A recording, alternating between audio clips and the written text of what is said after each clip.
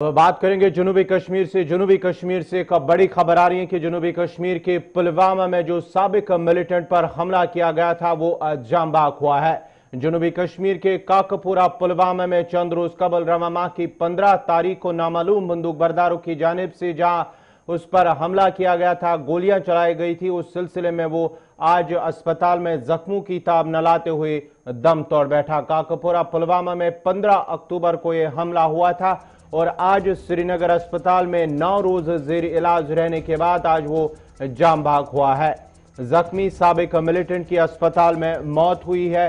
तकरीबन 9 रोज तक की जो मिलिटेंट था, साबिक मिलिटेंट, वो जेर इलाज रहा और आज अस्पताल श्रीनगर अस्पताल में उनकी मौत वाक़या हुई है। आपको बताते चले कि काकपुरा पुलवामा में रवा माह की 15 तारीख को उन पर हमला किया गया। तनवीर अहमद सोफी नामी जो साबिक मिलिटेंट था काकपुरा का, वहां पर उस पर हमला किया गया। जम्मू कश्मीर बैंक के नजदीक जो जख्मी हुआ था और 9 रोज तक अस्पताल में रहा। जख्मी हालत में उसे अस्पताल मुंतकिल किया गया था, जिसके बाद आज वो जख्मों की ताब न लाते हुए जिंदगी की जंग हार गया।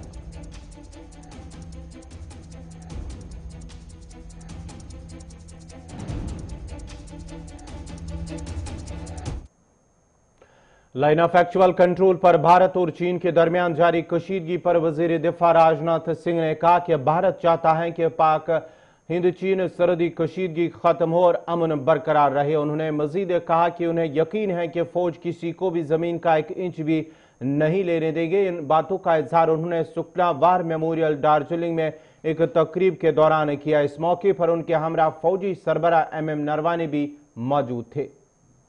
बहादुर जवानों ने अपना बलिदान दिया है। इस समय भारत और चीन की सीमा पर भी जो तनाव चल रहा है, भारत तो यह चाहता है कि यह तनाव समाप्त हो, शांति स्थापित हो। उद्देश्य हमारा यह है। लेकिन कभी कभी कुछ ऐसी नापाक हरकतें होती रहती हैं। लेकिन मैं पूरी तरह से आश्वस्त हूं और आश्वस्त ही नहीं हूं, मुझे पूरा भरोसा भी है कि हमारे सेना के जवान किसी भी सूरत में अपने भारत की 1 इंच भी जमीन किसी दूसरे के हाथों में नहीं जाने देंगे। हाल फिलहाल जो कुछ भी इंडो चाइना बॉर्डर पर लद्दाख में हुआ है, उसमें मैं कह सकता हूं, निश्चित जानकारी के आधार पर मैं कह रहा हूं कि हमारे भारत के सेना के जवानों ने जिस प्रकार की भूमिका का निर्वाह किया है, आगे यदि इतिहास लिखा जाएगा तो इतिहास लिखने वाला इतिहासज्ञ हमारे भारत के सेना के जवानों के इस शौर्य और पराक्रम की गाथा को स्वर्णाक्षरों में लिखेगा। महबूबा मुफ्ती के मुतनाज़ा बयान पर रविशंकर प्रसाद ने कहा कि दफा 370 को किसी भी सूरत में बहाल नहीं किया जाएगा और दफा 370 की मनसूखी के बाद यूटी जम्मू कश्मीर में तामीर और तरक्की हुई है। महबूबा जी ने भारत के तिरंगे का जिस तरह से अपमान किया है, उसके हम बहुत ही भर्त्सना करते हैं। उनका यह कहना कि जब तक जम्मू कश्मीर का झंडा दोबारा बहाल नहीं होगा 370 के द्वारा, तब तक हम भारत का झंडा नहीं लहराएंगे, इससे बड़ी तो कोई आपत्तिजनक बात हो नहीं सकती है। भारत का झंडा तिरंगा देश का झंडा है। जम्मू कश्मीर भारत का अंग है, अविभाज्य अंग है। आज धारा 370 हटाने का फैसला बिल्कुल संवैधानिक प्रक्रिया के अंतर्गत हुआ है और संसद के दोनों सदनों ने उसको पारित किया है। और आज जम्मू कश्मीर में सुशासन है, अच्छा काम हो रहा है, आतंकवाद के खिलाफ सख्त कार्रवाई हो रही है, वहां लोग खुश हैं। और इस तरह की बात करना कि हम तिरंगा तब तक नहीं लहराएंगे जब तक जम्मू कश्मीर का झंडा दोबारा बहाल नहीं होगा, तो हम कहना चाहते हैं 370 बहाल नहीं होगा, वो समाप्त हो गया। एक देश में 2 निशान 2 प्रधान नहीं चलेंगे कि वहां भी झंडा होगा और यहां भी झंडा होगा। तो इस तरह की बातें करना मुझे सबसे आश्चर्य होता है।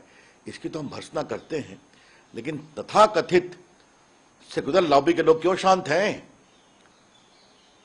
जो रोज भाजपा के खिलाफ कुछ भी हो देश में तो झंडा लेकर खड़े हो जाते हैं। वो महबूबा जी के इतने बड़े एक प्रकार से कुछ मामले में कहा जाए राष्ट्र विरोधी वक्तव्य पर जो तिरंगे का अपमान करता है उस पर भी खामोश है। तो ये दिखाता है कि उनके दोहरे चरित्र क्या हैं, उनके दोहरे मानदंड क्या है। तो इसके हम बहुत ही भर्त्सना करते हैं। सर, इसी अब्दुल्ला ने भी वही स्टैंड आज कायम किया और कहा है जब तक 370 बहाल नहीं हो जाता तब तक लेह लद्दाख में हम लोग का आंदोलन जारी रहेगा और ये कोई असंवैधानिक या राष्ट्र विरोधी नहीं। सवाल आंदोलन का नहीं है, सवाल है कि तिरंगा हम नहीं फहराएंगे जब तक कश्मीर का झंडा अलाउ नहीं करेंगे। ये सवाल है। लोकतंत्र है, आंदोलन करें, जनता तय करेगी। अभी देखिए 370 समाप्त होने के बाद पंचों का चुनाव हुआ, सरपंचों का चुनाव हुआ, तो नहीं पार्टिसिपेट किए, बड़ी संख्या में कश्मीरी जीते कि नहीं जीते। तो ये आप आंदोलन करिए, लेकिन आप तिरंगे के खिलाफ इस तरह से बात कैसे कर सकते हैं। सवाल तिरंगा की मर्यादा का है, तिरंगा झंडा की प्रतिष्ठा का है। ये बहुत ही हम भर्त्सना करते हैं। इधर अक़लियती अमूर के मरकजी वजीर मुख्तार अब्बास नकवी ने नए इतिहाद को तनकीद का निशाना बनाते हुए कहा कि नए इतिहाद के लोगों की साख्त खत्म हो चुकी है और 370 के नाम पर वो आवाम को गुमराह नहीं कर सकते हैं। उन्होंने मजीद कहा कि नए इतिहाद में शामिल लीडरान जहनी परेशानियों के शिकार हो चुके हैं। देखो, एक बात हम बताएं आपको, ये जो 370 का शगुफा लेके ये फिर से इन लोगों ने अपना जन्म लिया है, राजनीतिक जन्म, तो एक बात समझ लेना चाहिए, 370 तो पाताल पहुंच चुका है। अब उसकी तलाश में इन्हें कहां जाना है ये तय करें। 370 खत्म हो चुका है, ये सच्चाई है, और कभी भी 370 लागू नहीं होगा, ये भी हकीकत है। इस बात को पहली बात तो उन्हें गांठ बांध लेनी चाहिए। दूसरी चीज ये कि आप तिरंगे को नहीं मानेंगे, आप कहते हैं कि हम अपना अलग से झंडा करेंगे। आपका कुछ मानसिक रूप से आप लोग ठीक हो ना? आपको ये मालूम है कि आप जम्मू कश्मीर या लद्दाख में ऐसी रह रहे हो जो कि हिंदुस्तान का अभिन्न हिस्सा ही नहीं है, बल्कि वहां के लोग हिंदुस्तान के हैं। आप जो है वो एक अपनी फिर से अलगाववादी सुर और अलगाववादी ताल शुरू करने की कोशिश कर रहे हैं। दिक्कत इनकी ये नहीं हुई, दिक्कत ये है कि 370 के खात्मे के साथ ये जो पॉलिटिकल परिवार है जिसने कि वर्षों से कश्मीर के लोगों को, जम्मू के लोगों को, लद्दाख के लोगों को का पॉलिटिकल एक्सप्लाइटेशन किया और झुंझुना दिखा दिखा करके एक्सप्लाइटेशन किया और आतंकवाद और अलगाववाद को ऑक्सीजन देते रहे। ये पार्टियां जो है वो आतंकवाद और अलगाववाद का एक वेंटिलेटर बनी हुई थी।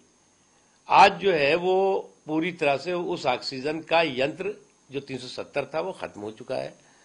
इसलिए आज जो है वो 370 के खात्मे के साथ साथ जम्मू कश्मीर हो, लद्दाख हो, वहां पर खुशहाली है। वो खुशहाली जो है इनकी बौखलाहट का कारण बन गई है। ये चाहते ही नहीं थे कि ये जम्मू कश्मीर के में जो हालात हों बेहतर हों, वो तो उसी भी दुकान चला रहे थे। इसलिए सब चीजें भूल जानी चाहिए उनको। आरएसएस चीफ मोहन भागवत ने चीनी दरअंदाजी का जिक्र करते हुए कहा कि हिंदुस्तान की हुकूमत, इंतजामिया, फौज और अवाम ने इस जारहियत के सामने खड़े होकर अपने अज़म और बहादुरी का तारुफ कराया है। उन्होंने कहा कि सबसे दोस्ती चाहते हैं लेकिन हमारी दोस्ती को कमजोर नहीं समझना चाहिए। उन्होंने मजीद कहा कि सीएए किसी खास मजहबी तबके की मुखालफत नहीं करती है। इसके बावजूद कुछ लोगों ने इस कानून के खिलाफ एहतजाज किया और मुसलमान भाइयों को अपने गलत प्रोपेगेंडे के जरिए गुमराह किया कि यह कानून मुसलमान आबादी को महदूद करने के लिए लाया गया है। विजयादशमी के पहले ही 370 प्रभावहीन हो गया। संसद में उसकी पूरी प्रक्रिया हुई। बाद में विजयादशमी के बाद 9 नवंबर को सुप्रीम कोर्ट का असंदिग्ध निर्णय राम जन्मभूमि के बारे में आया और एक इतिहास बना। एक मत से निर्णय था, सारे देश ने स्वीकार किया और बहुत सुंदर वातावरण में समझदारी के साथ, संयम के साथ समाज ने उसको स्वीकार किया। हर्षोल्लास का होने के बाद भी संयम के साथ मनाया और बिल्कुल 5 अगस्त में और राम मंदिर निर्माण के आरंभ का जो पूजन हुआ उसमें भी, और हमने उस वातावरण के पवित्रता को, भव्यता को, उल्लास को भी देखा, साथ साथ इस संयम और समझदारी को भी देखा।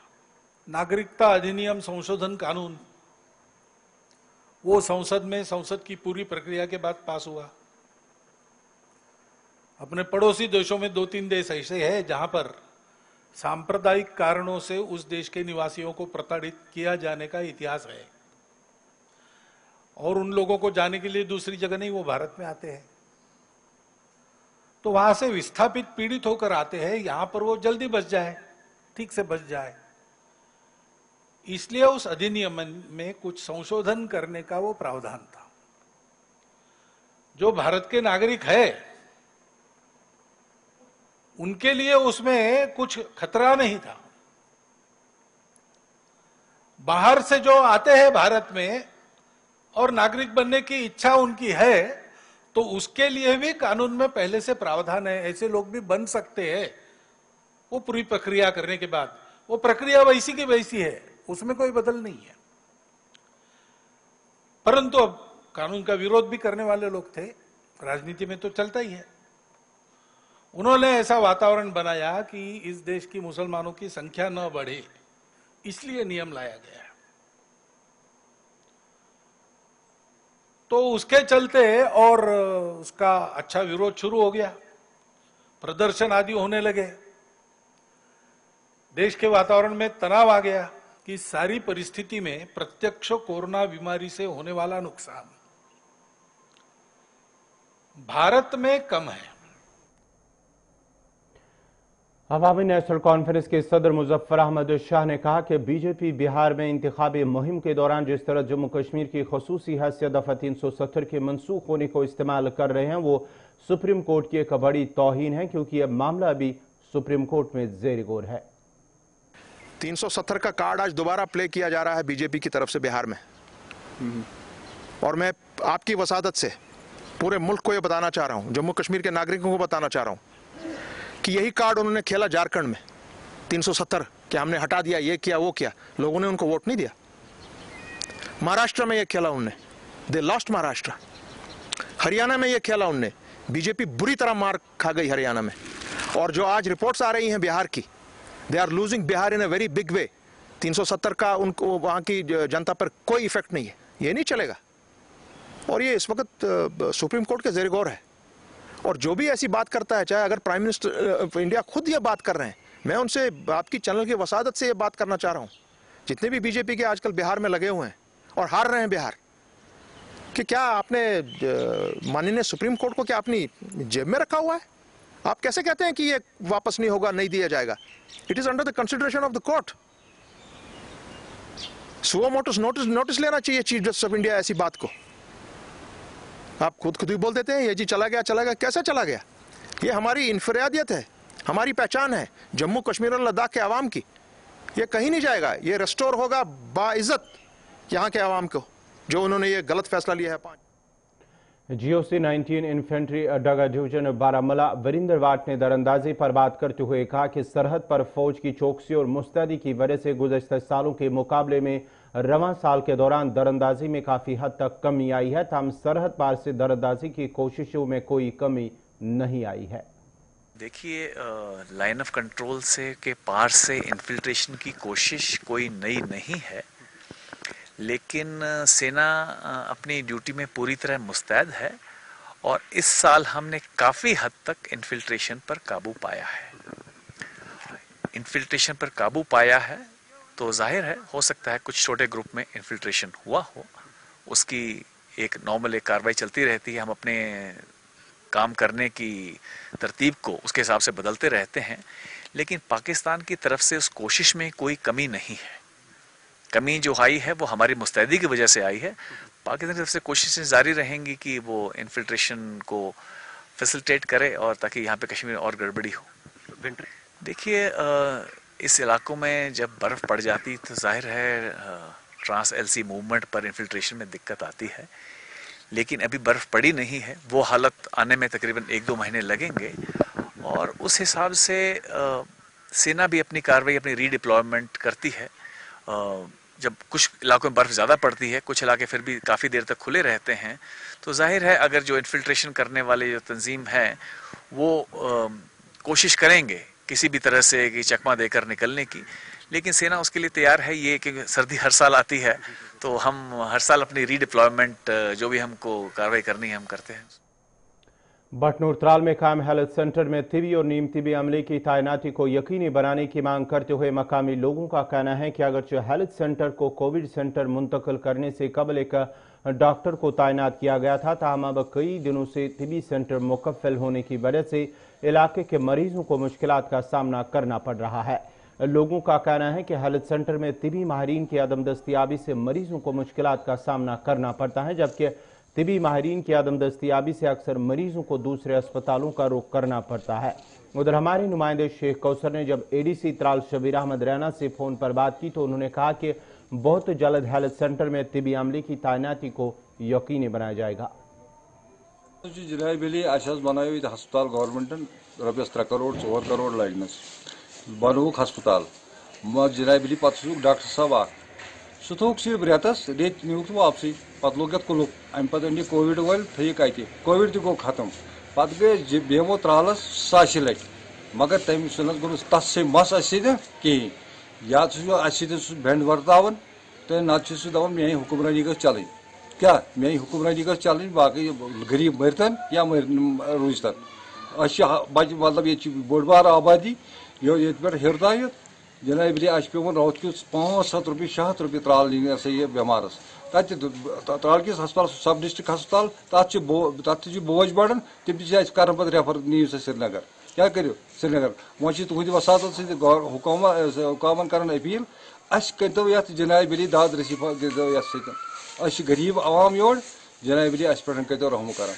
हमारा मसला ये है, इधर एक अस्पताल है बटनूर में बना था, हमने शुक्र अदा किया था कि ये हमारे लिए बहुत अच्छा रहेगा, क्यों हम गुजर लोग गरीब लोग भी कश्मीरी बस्ती से दूर ऊपर है, हम बीमार महामारा होते हैं, हम डांजी में लेकर आते हैं, मगर हमको सहूलत हो गई थी इधर ही यहाँ। मगर ये इधर एक डॉक्टर आया, वो 1 महीने के लिए आया था, वो कोरोना चल रही थी उसमें, फिर वापस ले गया उसको। फिर इसको देखो आप ताला लगाया है, इसमें कोई डॉक्टर फिर नहीं आया। हम ये कहता हैं कि इसमें डॉक्टर होना चाहिए, हमको भी कुछ थोड़ा बहुत सहूलत। अगर त्राल में लेकर जाते हैं रात को डिलीवरी केस होता है कुछ होता है, हम उधर वहाँ से भी श्रीनगर ले जाते हैं, हमको बहुत मुश्किलात आती है। हम यही अर्ज़ करता हैं कि इधर हमारे इस अस्पताल में कोई डॉक्टर चाहिए। शेखपुरा ओमपुरा बडगाम के लोगों ने महकमा इरीगेशन के खिलाफ शिकायत करते हुए कहा कि इलाके से गुजरने वाली नहर की हालत काफ़ी खस्ता हो चुकी है, जबकि कनल में जगह जगह पर गंदगी के ढेर जमा है। मुतल्लिका महकमा की जानिब से कोई साफ सफाई अमल में नहीं लाई जा रही है। उन्होंने कहा कि कनल में गंदगी जमा होने से उठने वाली बदबू से कई मुहलिक बीमारियां फूट पड़ने का खदशा है, जबकि चलने फिरने में भी मुश्किलात का सामना करना पड़ रहा है। मकामी लोगों ने मुतल्लिका महकमा से नहर की साफ सफाई अमल में लाने की अपील की है।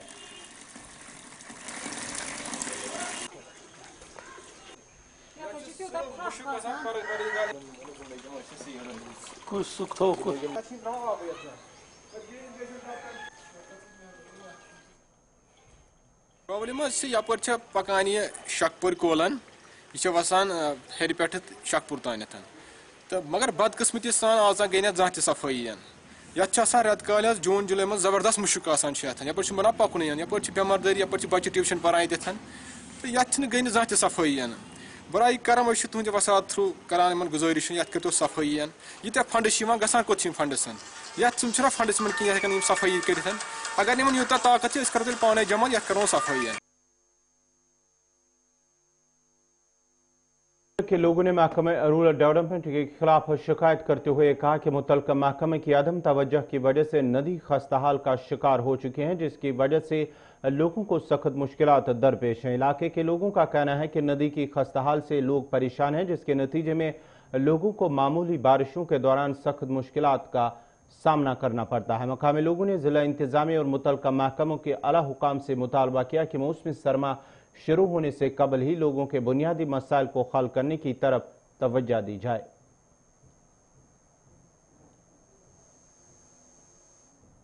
मे नाव बशीर अहमद शेख, बहुत शराय रोजान शेख माला नाव बोड़ बार प्रॉब्लम कोल वसान ये सड़क पे ये मकान तम यह बिल्कुल खस्ता हाल ये बच्चे यर गसन खतरा वनकस आब दी मगर ये रेत काल आब अम पर पेट ग आब तो खुदा रा गवर्नमेंटस अपील करान खास कर BDO साहबस योर आये वारिया लट ये मनावान यह ब्लॉक दह मनावान वारिया लट आये योर अफसर तो नजर दिन तमो वुचत कोल हालात क्या मगर तम पे योर नजर दिन शेख मालस मज कहें कह तम हमेशा नजर अंदाज करान गुजारिश करान BDO साहबस मेहरबानी तो मेहरबानी कर ये दहन नजर गुजारिश टंगमर्ग वाले तुम दीतन ये कल को नजर योर आयो डायरेक्टर साहब तम कोर गुंजाइश योर नजर दिनस कह सह आव तम दिस नजर वुचन तो द्राव यप खत होर तान ये कल अस गई 2-3 लट बच्चे तो बोन वन यह बचन खतर तो तुम दीतो नजर ये कल क्या दलील योर सूचन कह टीमा तुम वो क्या दलील मसला हल इसी के साथ ही अभी तक का उर्दू खबरनामा इख्तिताम पजीर हुआ। चाहता है अपने मेजबान गौहर कुछे को इजाजत दीजिए। अल्लाह हाफिज।